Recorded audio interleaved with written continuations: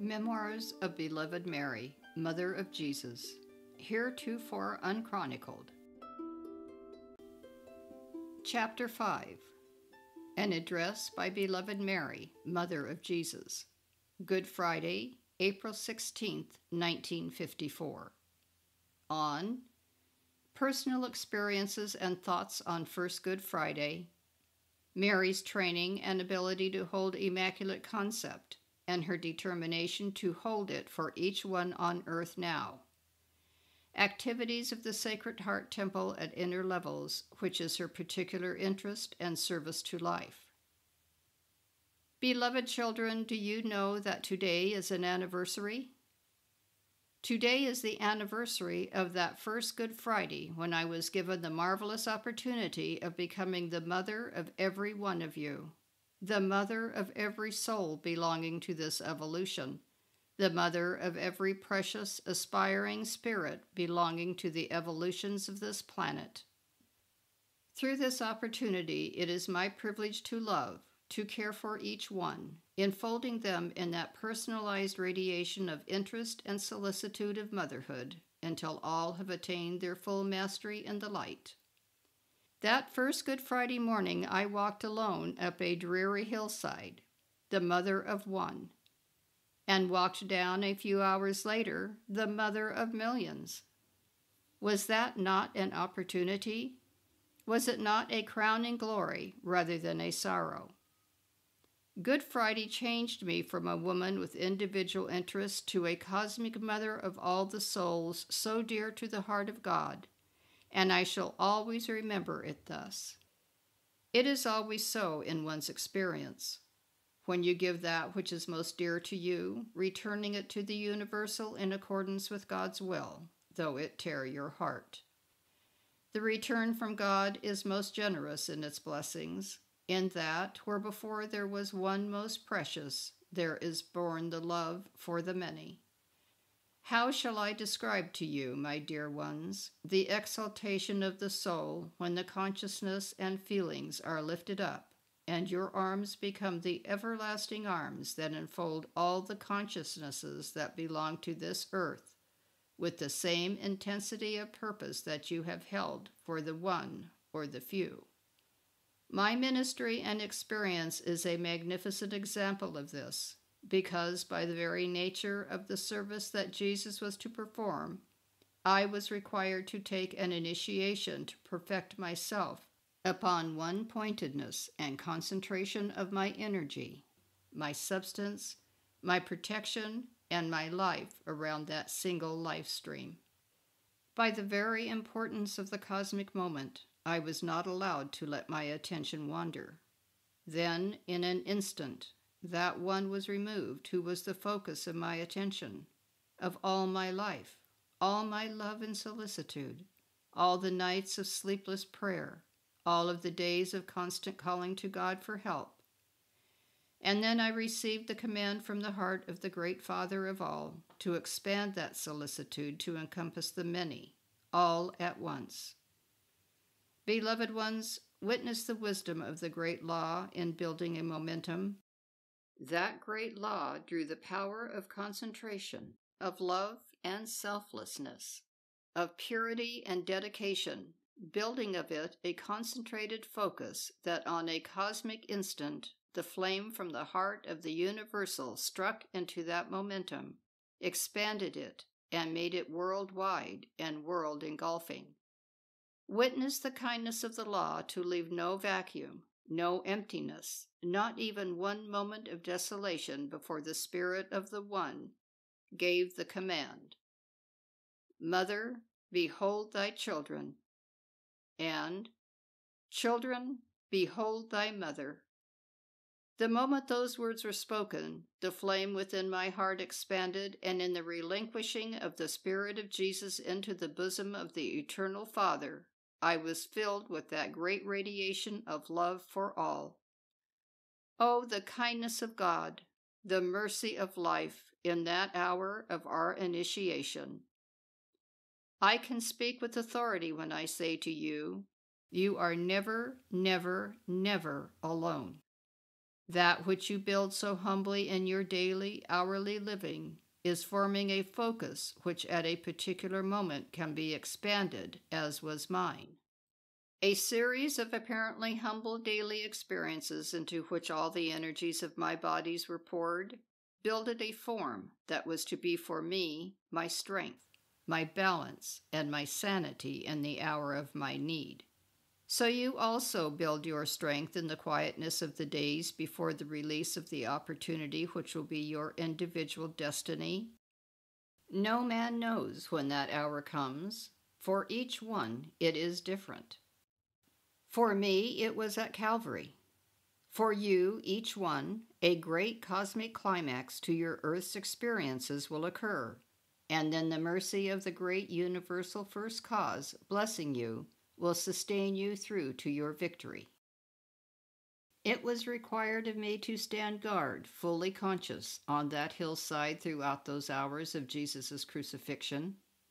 I thought you might care to know of what I was thinking while I kept watch there. I stood and held the Immaculate Conception of life eternal within my consciousness, endeavoring to duplicate in the physical body the initiation through which I had passed victoriously before Jesus and I took embodiment.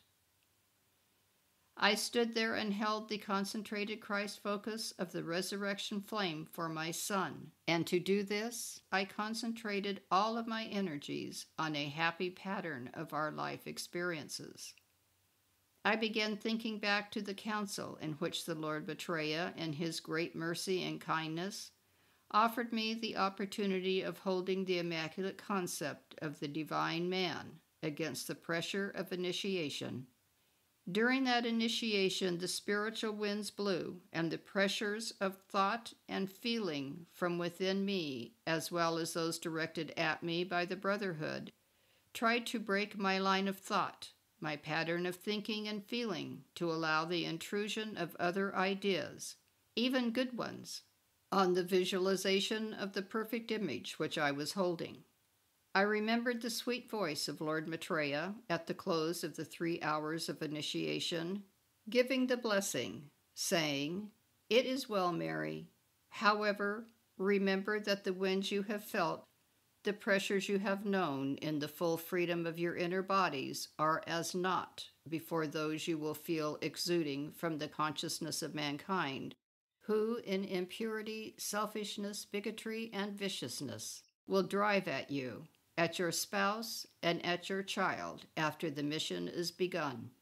Standing in the winds of Calvary's hilltop, looking at the greed and the consciousness of those who loved and enjoyed the spectacle, I remembered well those words, and I held with every fiber and cell of my being to that immaculate concept of the resurrected, risen, breathing Christ. With every cell and atom of my being, I called to Lord Maitreya, to the beloved Vesta, to the beloved Helios, to the beloved Gabriel, and to every one who had given me assistance.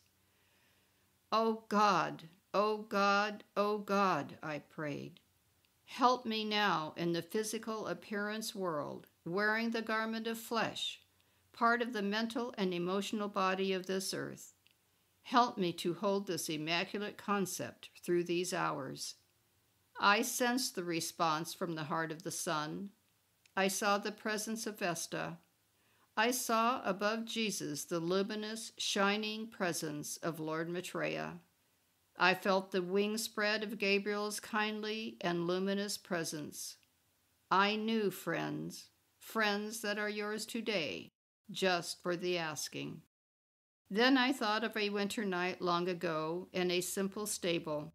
I thought, too, of Joseph, my loving husband, and my heart went out to him.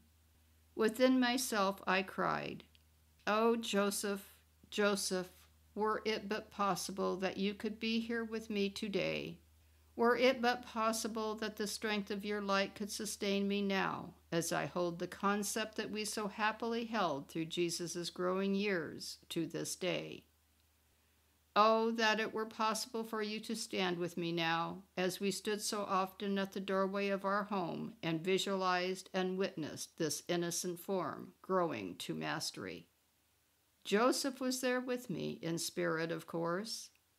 Friends of light, friends that build the bonds that last for eternity, some of you were there with us then. Some of you here remember that day.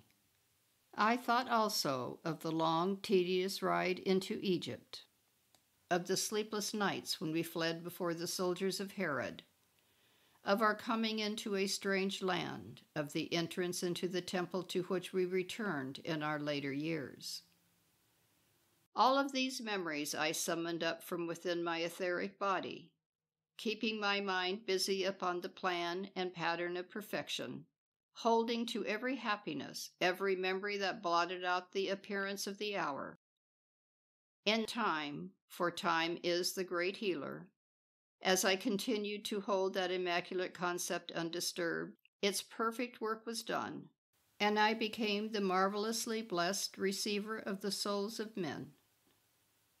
Filled with an inner peace and exultation, I walked with John down that hill and out of Jerusalem. Oh, I thought, Jerusalem, fickle city, just 1 week ago the hosannas rang. Yet 3 days hence thou art destined to be the stage for a drama remembered for ages. The temple shall have fallen, the decayed walls broken, and the voices which were raised in the call for the crucifixion shall be stilled. In peace, John and I walked to Bethany, and there we remained until the days were accomplished and the resurrection was fact. My Son, triumphant, visiting us thereafter, established a focus for the Christian dispensation, and there we abode for 30 long years until I was privileged to receive my summons and join the celestial group of beings who have come home to go out no more. Well, it is done, and it is written. There are so many life streams who contributed to the wealth of our love in that life. Among them are the beloved angels, the beloved Gabriel and Michael, the beloved Joseph, Saint Germain, the beloved John, Peter, and James, as well as many of you in this room today. In our free state, we have not forgotten you, dear ones. Bless your hearts, you are all my children. You know I have a momentum of holding that Immaculate Concept. Perhaps I gained it the hard way, but what I did for Jesus I have now vowed before God to do for all the 10 billion souls of earth walking the pathway home. I am doing this now for each one with the same intensity with which I held it for my beloved Son. Oh, the crucifixion is not over as long as any man, woman, or child is in pain. The individual crucifixion of every son and daughter of man is not so great compared to our experience, but I promise you that by my faith, my one-pointedness, my ability to hold that vision for you, each of you shall be set free. Thank you, beloved ones, for accepting my promise. The feeling of acceptance bursting forth from your heart flame is your freedom.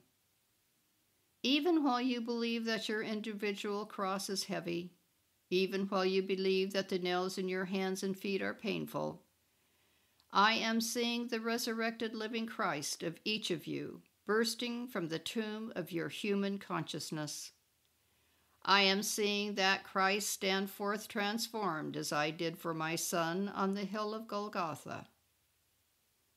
Can you withstand that vision, that hope, that faith? Oh, no. You know a mother cannot be convinced that her child is not worthwhile. No real mother can accept, even in the face of physical action, proof in fact that her child is not good at heart, for within herself she knows the perfection of his real self. For you all I stand before the Son in heaven. I stand in the halls of karma before the karmic board. I stand before every being, power, force, virtue, law, and activity of the Universal One, and refuse acceptance of the ability or capacity of any life stream to sustain evil indefinitely. My light and my love shall draw forth the good from within all life streams, as my light and love through Jesus did draw forth his mastery. Editor's note: audience arose to express gratitude for this service. Thank you, beloved ones, and won't you be seated, please? If there is one thing in this world I love to do, it is to make life comfortable. You know, in our activities of healing through the temples, I always instruct the divas and the brothers and sisters who assist me to first make the energies of the physical bodies as comfortable as possible. You see, the consciousness is not receptive to healing or any grace or virtue while the body is resentful or in discomfort. Therefore, I would advise you individually, particularly when you come to class, to make your bodies as comfortable as possible, but in an alert and positive way, not in lethargy. Then you will receive the blessing that is ours to give. We are in a cosmic moment today, and just briefly I wish to speak to you about it, asking for the contribution of your energies. As I have told you previously, it is my privilege to create the physical heart for each child that is to take on a physical embodiment. The temple of the Sacred Heart, in which both Jesus and I work, is dedicated to drawing around the soul with the help of the body elemental. That substance which will make the Sacred Heart the tabernacle of the immortal threefold flame of life. We use the most perfect substance of the life stream to create that heart. At this time, all 7 of the great lords of karma are present in the halls of karma, and to them is being presented the soul of every life stream who can be admitted to incarnation on the earth plane within the next 12-month period. From these souls presented, the karmic board will choose those who are to have the opportunity to re-embody. For every soul who is chosen, 2 will be denied. That is the law. Under the ordinary activities of life heretofore, the choice has been made without regard to the preponderance of spiritual life streams. It is made quite impersonally. However, now the beloved Master Moira and other interested masters have evolved the idea of asking the lords of karma for the opportunity of bringing into embodiment spiritually awakened people who will take the vow of obedience to the beloved Sanat Kumara before they incarnate. These people will then work throughout this current period to set themselves free, to bring an understanding of the Great White Brotherhood to mankind at large, to cooperate with the Ascended Masters and the will of God, and to serve life generally. This petition was presented by the beloved Serapis Bey last evening, for which I am eternally grateful to him. Your decrees, your songs, your calls to the Great Karmic Board for the granting of this petition will bear great weight, and we are hoping by this coming Sunday to have some answer from that august body. May I digress here for a moment? You see, our love for Serapis Bey is very great. As the head of the Luxor Brotherhood in Egypt, he gave both Jesus and myself great assistance. Previous to the public ministry of the beloved Jesus, my son and I returned to Egypt, and we spent 3 years at Luxor. At this time, we both became masters of the final initiation, which is the particular interest of the Luxor retreat. For example, the conscious removal of the current of life from the body and the returning of it again through the controlled breath. This was done to prepare us for Jesus' supreme test. Being so very close to my son, I also took the initiation so that my consciousness might be one with his during that experience. Just to show you the immensity of the program, there are over 300 million souls applying for re-embodiment.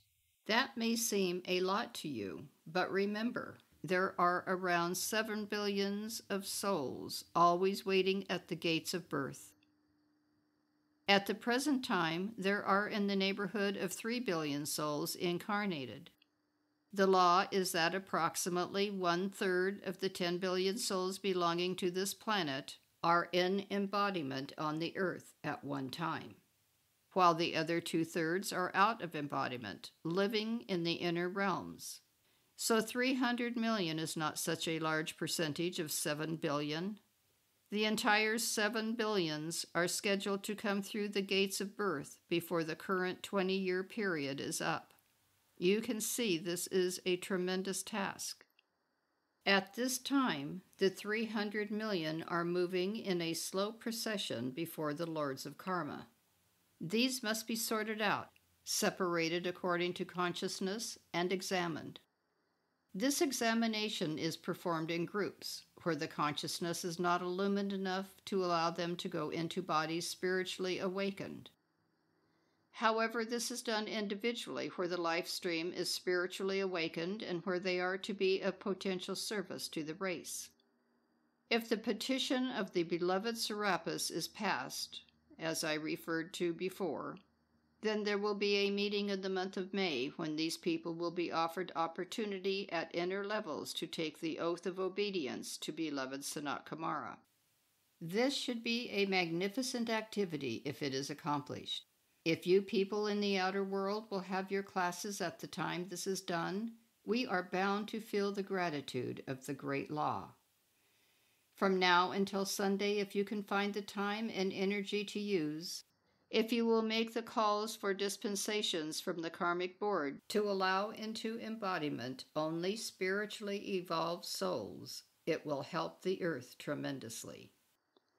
Then, of course, there will be the great need for calls for these incoming souls, because, as you see, they will be more advanced spiritually than their parents.